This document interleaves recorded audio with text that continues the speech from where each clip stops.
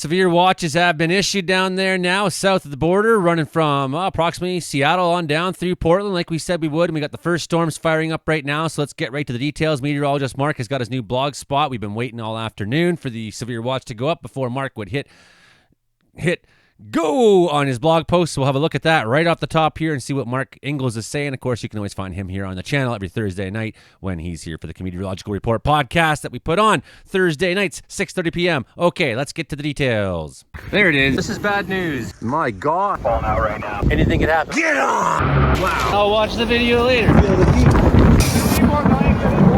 They try mopping this.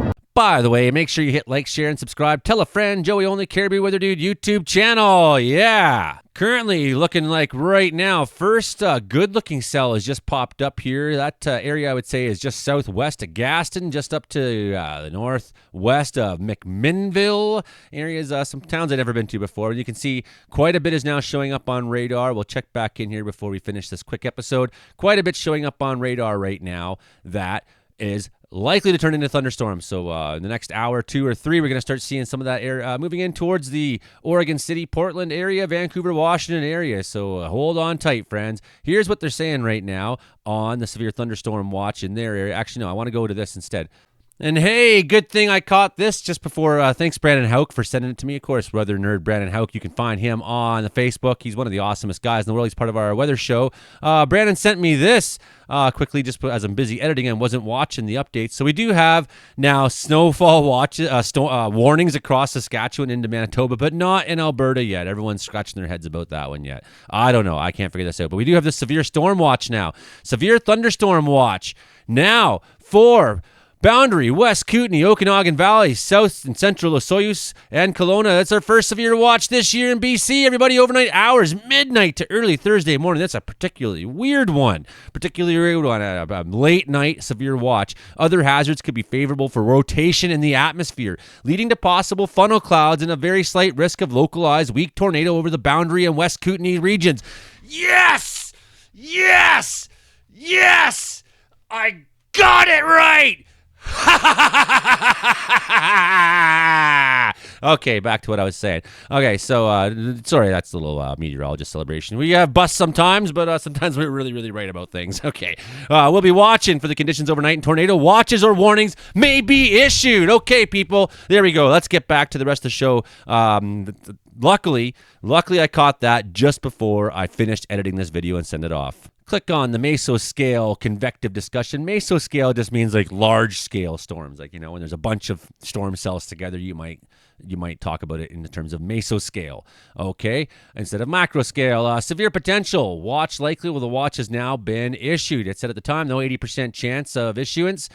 Supercell development is possible this afternoon. Large hail, isolated severe gusts, and perhaps a tornado or two will all be possible. High issuance is likely for a watch, and that did happen. Seasonally strong diurnal heating, that's daytime heating is what that means, is underway across western Oregon and southwest Washington early this afternoon, with temperatures expected to approach or exceed record highs in some areas. The 18Z soundings from MMFR and OTX depict steep lapse rates within the 850 to 600 millibar layer. That's up in the sky. The 500 millibar would generally be your jet stream, and deep layer wind profile supportive of the supercells. So areas that are below the jet stream now are showing deep layer wind profiles that are supportive of supercell development. Moisture was lacking within these soundings at first, but what we did see was temperatures already hit up to 28 degrees Celsius in Portland today, shattering some records, I'm almost sure. Extremely, extremely warm. So I think that what we've seen is that some of that moisture has come back up a little bit, and what we're seeing for sure is that heat is definitely there. So we have a really good setup now underway. Surface observations suggest somewhat more favorable moisture into parts of western Oregon, Washington, with dew points in the 40s to 50s. Continued heating will support weak to moderate destabilization with time to the west of the Cascades, with surface-based CAPE, convective available potential energy that is, potentially increasing to near or above 1,000 joules per kilogram by late afternoon. I think it'll be higher. As an intense deep layer cyclone well offshore of Oregon, Washington moves northeastward this afternoon, a strong mid-upper level jet will overspread the Pacific Northwest, further strengthening deep layer shear across the region. So shear just means that basically there's winds going different directions at different heights, okay? Isolated storms may initially develop near the coastal ranges and or the western slopes of the Cascades, with increasing large-scale ascent supporting maintenance of storms as they spread northeastward with time. So the storms will probably continue on. They'll last for a while. They're going to be just fine. Favorable deep layer shear will support development of a few supercells with time. Hail the size of golf balls or larger may become the most prominent hazard.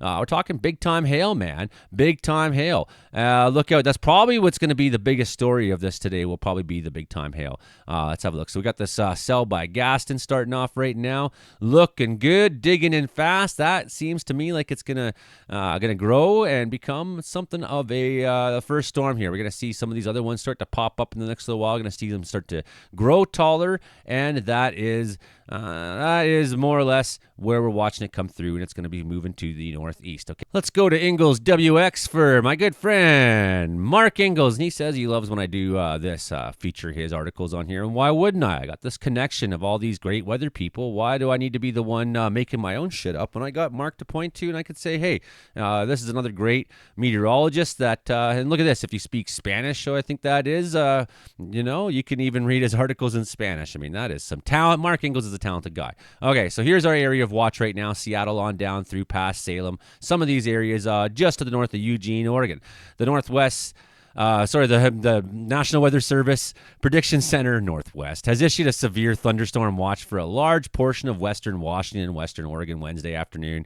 That includes Seattle, Portland, Salem, and nearby areas in effect at 2100 hours. As of 15:15, 3:15, thunderstorms are beginning to develop in West Oregon. They're forecast to move through the afternoon and evening, reaching Portland near 6 p.m., Seattle around 8, and Canadian border around 2300 hours, 11 o'clock, maybe midnight. Hazards right now, 2+ tornadoes, maybe, low probability, 20%. At least one EF2 tornado, very low, 5%.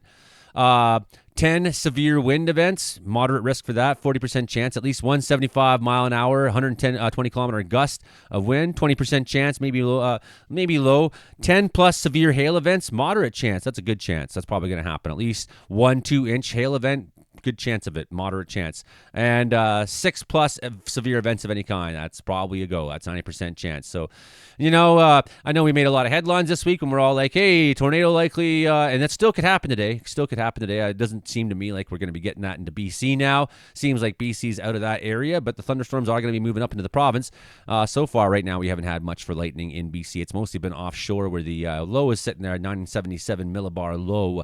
The table above here that Mark shows indicates the likelihood of various severe weather events occurring within the entire watch region, not at a specific location. So, for example, a 20% chance of 2 or more tornadoes would mean that there's a 1 in 5 chance that at least 2 tornadoes would occur in the watch area. Severe thunderstorm watches are rare in the Pacific Northwest. In fact, this hail forecast that we have is like the first they've ever had of its kind on the west side of the Rockies. I mean, this isn't a remarkable event. Even if we don't get a tornado, we're probably going to see some remarkable historic weather events happen today. Severe watches are there in effect. Okay. Warm air is being brought into the region ahead of a cold front and an offshore low-pressure system. Up to 28 degrees Celsius already last I looked in Portland today. Combined with diffluence and cold temperatures aloft, so it's cold up top, it's creating an environment conducive to severe thunderstorm development. It may be warm at the surface, but you go high enough up in the air, it's not warm at all. In fact, it's quite cold, and that differential does give some juice to these storms, of course. Some storms may reach up to 50,000 feet. Which is remarkable for the Pacific Northwest. And, it's like if a storm gets up to 50,000 feet, you're talking gorilla hail. You're talking big-time hail. And I think anytime you have a storm that can get that tall, the chance that it drops a tornado, I mean, it's a no-brainer. There's always a chance when you have a storm that's that big, that tall, that meaty, that angry. Okay, areas of Seattle were excluded from this specific watch. Maybe we're not talking about strong chance of tornadoes. Maybe we're not talking about a big tornado, but there's still the risk is there. Anytime you got a 50,000 foot tall cloud, man, I'm telling you, wind events of any kind. Maybe not just tornado. You could see downbursts and things like that as well that are possible when you get to that kind of tall cloud. So areas north of Seattle are excluded. As the storms move northward this evening, they're forecast to merge together to an extent. So what's happening is you have storms that are going to be individual cells And those are the ones that are probably the most dangerous.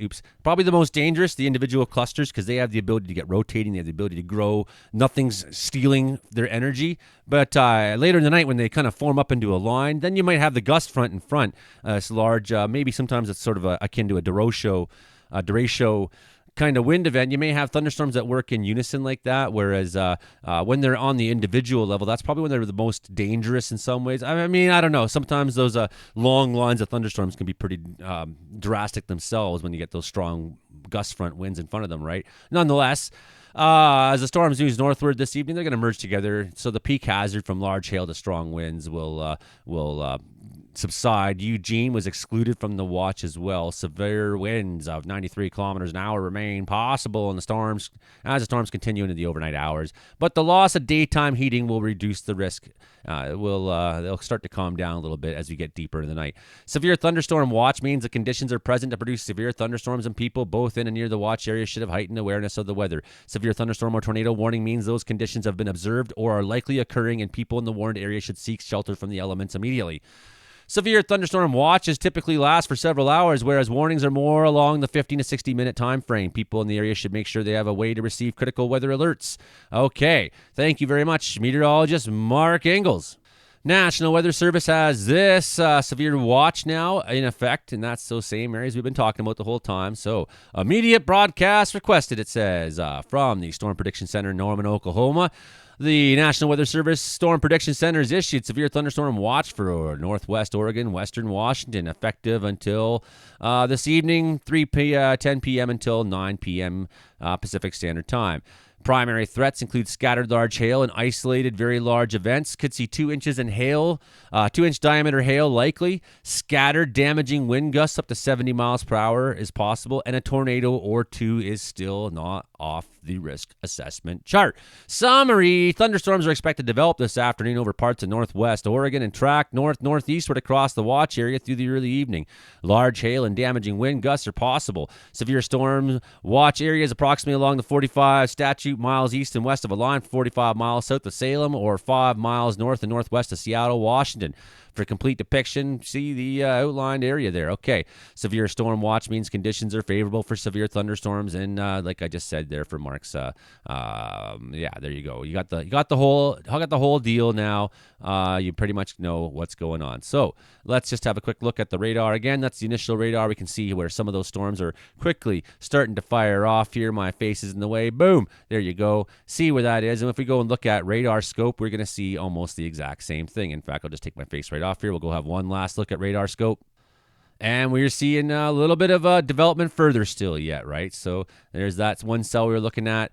And some of these guys down here are starting to pop up. Here's one up here popping up. Yeah, there you go. You get kind of the impression that the cooking is underway, that we're going to start seeing some of these turning into thunderstorms pretty quick. If this guy hasn't already produced a flash or lightning or two, I might be surprised. Still not completely well developed yet, though, nonetheless. So this whole area in the mesoscale convective discussion is what we're looking at. We could see some of those storms come into southern BC tonight.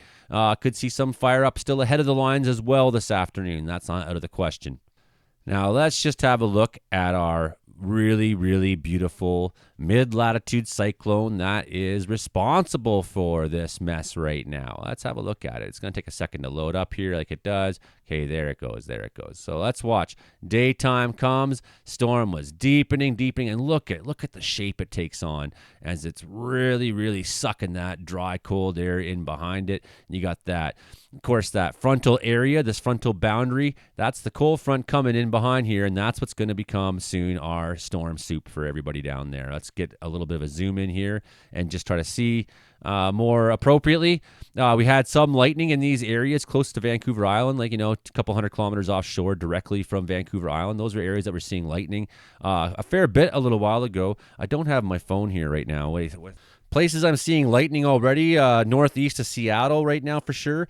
There's a cell that's straight to the west of Portland. It's firing off quite a bit of lightning right now. And actually, our area, although it's calmed down straight west of Port Hardy right now, we are still seeing a little bit of lightning in that area right now at this moment. Now we can just sort of see that general motion, the direction it's taking. You can see that line starting to form up near Portland, heading north fast. This guy here, that's getting strong. That's a good-looking storm already.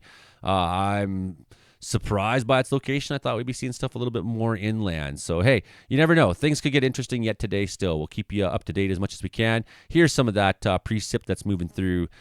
Today's been moving through Vancouver, been moving through Chilliwack. We got some precip in the middle of the Okanagan there, kind of coming towards Kelowna, coming up, not seeing the lightning in these guys that we thought we might see. So maybe that's off the table, but we're still not, it's not out of the question. We have some flashes of lightning still yet in BC today, but it looks like we may be more looking at when those storms come north the border later tonight.